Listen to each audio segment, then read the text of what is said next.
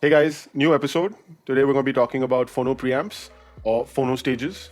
I know this is a fairly complicated uh, piece of tech for a lot of people. I'll be quite brief or as brief as I can without getting into the technical aspects. What a phono stage does is amplifies the signal at the stylus level. The signal at the stylus level is too minuscule to be sent directly to an amplifier. And so what a phono preamp does is adds a bit of voltage so that an amplifier can easily sort of amplify that signal and send it to speakers. In addition, it also sort of adds an what we refer to as an RIA curve, which again I won't get into, but that's also something that all phono stages are required to do. Most entry-level turntables will come in with built-in preamps. As you go higher up the food chain, generally speaking, you're not going to find turntables with the built-in preamp. The assumption obviously is that those higher-end turntables will be plugged into either an integrated amp or a dedicated phono stage of sorts. I'm going to be focusing today on phono stages under a lakh of rupees, obviously. I'm not going to focus too much on sound characteristics simply because there's too many variables there. The big one being obviously what sort of cartridge are you going to be using. I'm going to focus more on just overall value for money in the terms of feature set provided by each specific preamp. With that being said, let's get into it.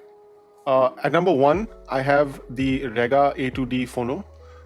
Fairly simple, only supports moving magnet. The big feature with this particular phono stage is that it has a USB out. So if you're the sort of person who plans on archiving music or maybe sampling tracks, if you're a DJ or something along those lines, then this is the preamp that I'd go in for. Very sweet sounding, fairly easy to set up, and a no-brainer in terms of sort of entry-level phono stage, at least in my mind. Next up, we have the Phono Box Classic from Pro-Ject. Great value for money at about 20K, give or take. Supports both moving magnet and moving coil. So that's really the differentiator between the Rega Phono that I mentioned earlier, the A2D.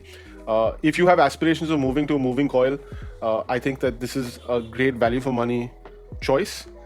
Potential only drawback that I can see with this particular phono stage is that it doesn't have an LED indicator, so you don't really know if it's on or off, which is a bit of a weird design flaw, in my opinion. But other than that, it's a great value for money phono stage. Next, we have the iFi Zen Phono. Again, like the Pro-Ject Phono Box Classic, supports both MM as well as MC cartridges. The big difference being that it has 4 choices for impedance and gain settings, something that you're not going to find with the Pro-Ject Phono Box Classic. So if you're the sort of person who wants to sort of really get into it and mix and match with various types of cartridges with specific settings, then I'd go in for the iFi over the Pro-Ject Phono Box Classic. Next, we have the Mobile Fidelity StudioPhono. The StudioPhono supports again MM as well as MC. Looks really, really neat, sounds fairly decent. I've personally used one. I think the big differentiator and the sort of feature that this has over all other options on this list, including the ones above it, is that it has a mono option. So if you're the sort of person who listens to a lot of OG pressings, a lot of old school music recorded in mono, this is definitely the phono to go in for. At number 5, we have the Rega Fono MM MK5. The Rega Fono MM MK5 is arguably the best sounding phono stage for MM cartridges that I've personally heard. The only drawback is obviously the fact that it doesn't support moving coil cartridges. So if you have aspirations of moving into moving coil, I'd obviously recommend you give this a pass. If, however, you're the sort of person who knows that they're going to stick with moving magnet cartridges for, at least the foreseeable future, I can't think of a single phono stage in the market right now that provides that level of performance at that price point. You get the Phono MM MK5 for between 40 and 50K, depending on discounts, etc. running. So really a no-brainer if you're in the moving coil segment, and gets sort of my thumbs up in terms of recommendation. At number 6, the bonus recommendation, which is still under our 1 lakh rupee sort of price point, is the Rega Aria Phono Mark III. Support for both MC as well as MM. Fully analog, no digital circuitry whatsoever. Phenomenal sounding phono stage at the price. Sold many of these in the past. If you want a serious phono stage, if you're not looking to really make any major upgrades for at least the next few years, and have aspirations of messing with both moving coil as well as moving magnet cartridges, I can't think of any other model to recommend besides the Aria. So if you need a serious phono stage, and if you're already at a relatively high-end level in terms of turntable being used and rest of the system, I can't think of anything else to recommend besides the Aria. So there you have it. Those were my 6 recommendations. I'll now condense those 6 recommendations into 3 sort of key recommendations, if you will.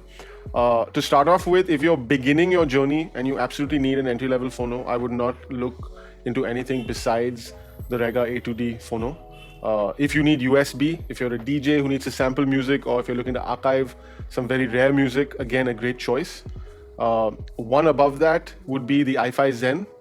So if you need something that supports both moving coil and moving magnet, has various settings for both gain and impedance, that's the sort of phono that I'd look into.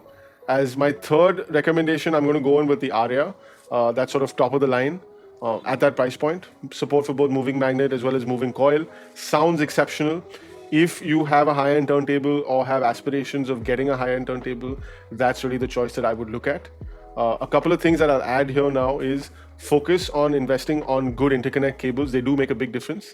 Allocate, in my opinion, up to 10% of the value of the phono on cables. So if you spend, say, 90K on an Aria, I would spend up to 9K on a set of decent interconnects. They do make a difference. I know there's a lot of talk about how cables are snake oil.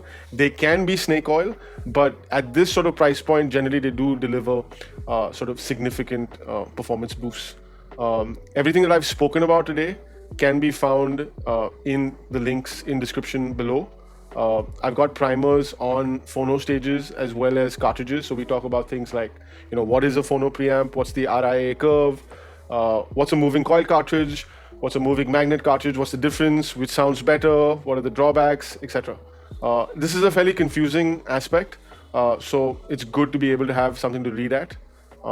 If you have any questions or comments, again, feel free to leave them in the comments below. And I hope to hear from you very, very soon.